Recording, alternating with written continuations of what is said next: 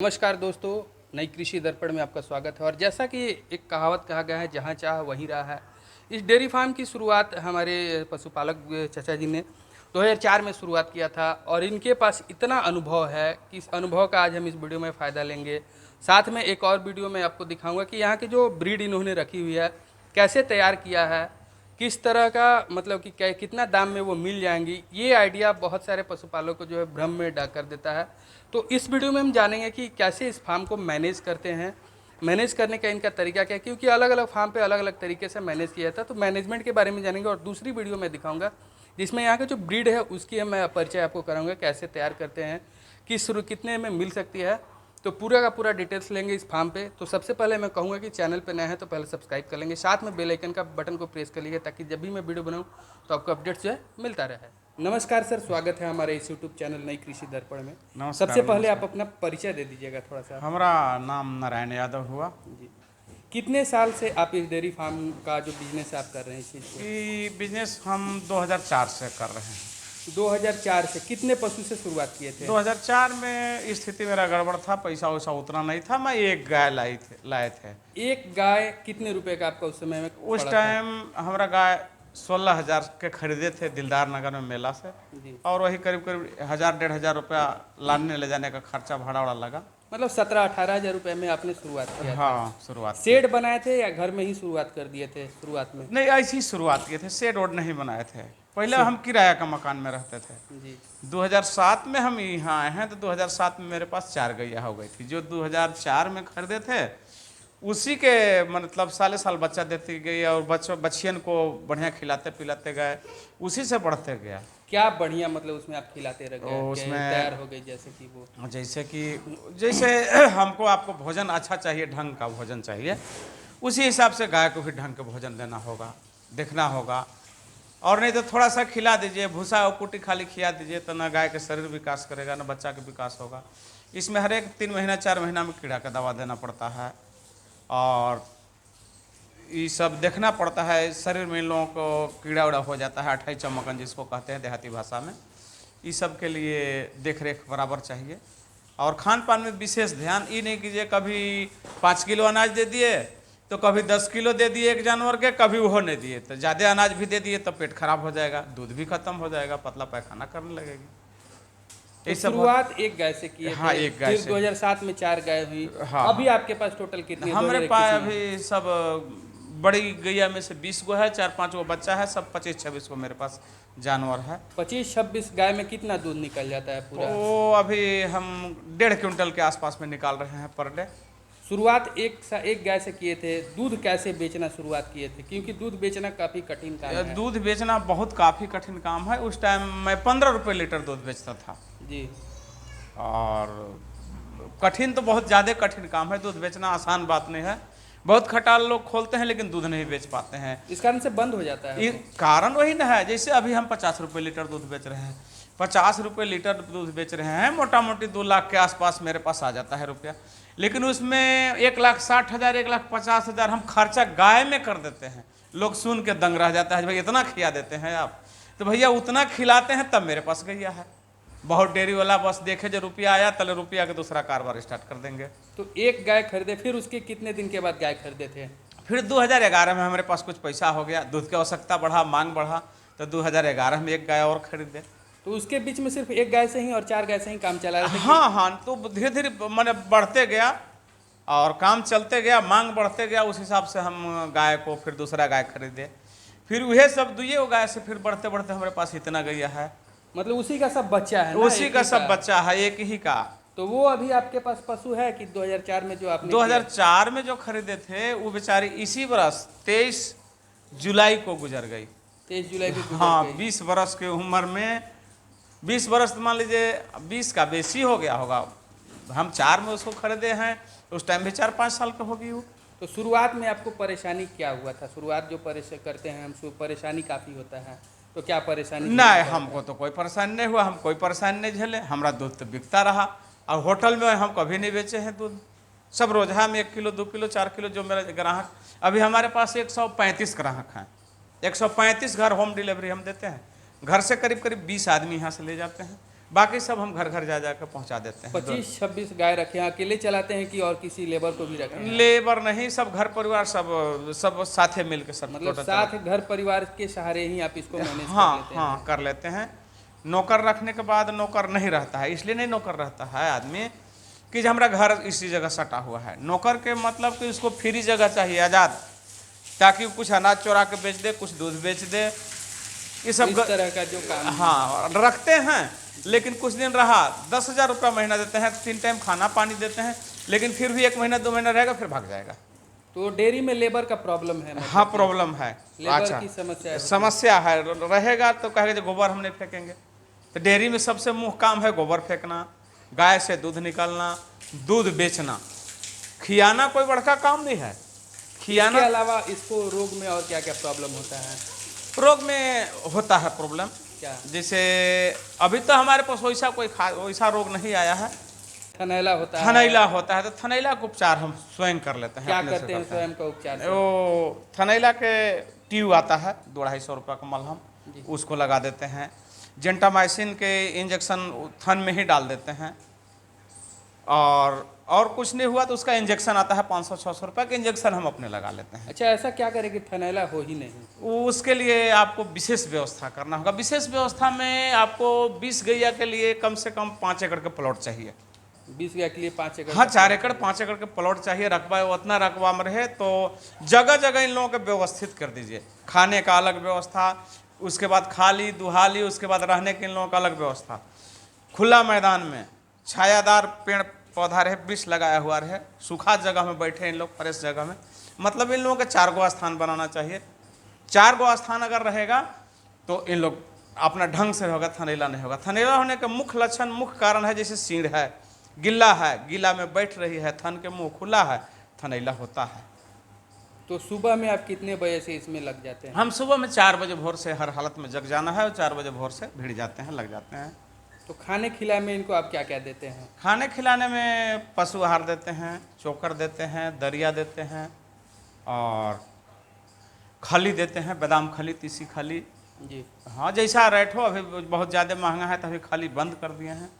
तो मतलब कि कितना मात्रा में देते हैं? जैसे 20 लीटर वाली गाय, ये गाय कितना दूध हाँ देती है? एक गैया 20 लीटर नहीं, गैया 28 लीटर दूध देती है। 28 लीटर दूध देती है? 28 लीटर दूध देती है जी। तो इसको करीब करीब हम 7 किलो अनाज देते हैं। जी। सुबह के 7 किलो 8 किलो, शाम में भी 7-8 किलो इसको अनाज देते हैं, क्योंकि अधिक दूध देती है। दोपहर में इन लोगों को गुड़ दे देते हैं, बेसन दे देते हैं, चना के बेसन, और थोड़ा मोड़ा कैल्शियम दे देते हैं, मिनरल पाउडर देते हैं, मतलब ये सब देते हैं। कितना मात्रा में देते हैं गुड़ और कैल्शियम? गुड़ के मात्रा आपको लगभग 250 ग्राम देना है। ज़्यादा दे देने के बाद इन लोगों को पेट खराब हो जाएगा। और कैल्शियम मिनरल कितना देते हैं? मिनरल एक गैया को लगभग 50 ग्राम एक- अनुमान से, जी। आप तौलते थोड़े हैं, 25 ग्राम 50 ग्राम दे देते हैं। एक गाय को खिलाने मतलब कि और मतलब कितना खर्च आ जाता है खिलाने में आपका? एक गाय के खिलाने में लगभग 300-350 रुपये आता है। मान लीजिए जो दूध नहीं दे रही है तो उसको 150 रुपया खाना खिला रहे हैं। अच्छा। अभी गैया ज़्यादा दूध देती है तो इसको मैं 400-500 खिला देता हूँ। तो औसतम मैंने लगभग निकाले हैं जो एक गाय पर 300 रुपये खर्चा होता है पर डे का खर्चा। तो ये खर्चा आपको पूरे साल एक ही रहता है कि बढ़ता घटता है? बढ़ता घटता है। जैसे अभी बीच में हमारा घटा हुआ था, ये आपका पिछले महीना में 2 महीना स्थिति गड़बड़ था, क्योंकि दूध घट गया था, गैया गाभिन थी। अभी मेरे पास 4 गैया बच्चा दे दी है और अभी 2 गौ पीछे है, 2 गैया बच्चा देगी आओ तो दूध हमारे पास ज़्यादा हो जाएगा। तो दूध ज़्यादा बढ़ जाता है तो मैं पनीर फाड़ के पनीर दूध एक ग्राहक को दे देता हूँ। एक चीज़ समस्या होती है, जैसे मान लीजिए 28 लीटर ये दूध दे रही है। हाँ ठीक है। और ये 4 महीना ही सिर्फ आपको दूध देगी? ना वैसा कोई बात नहीं है।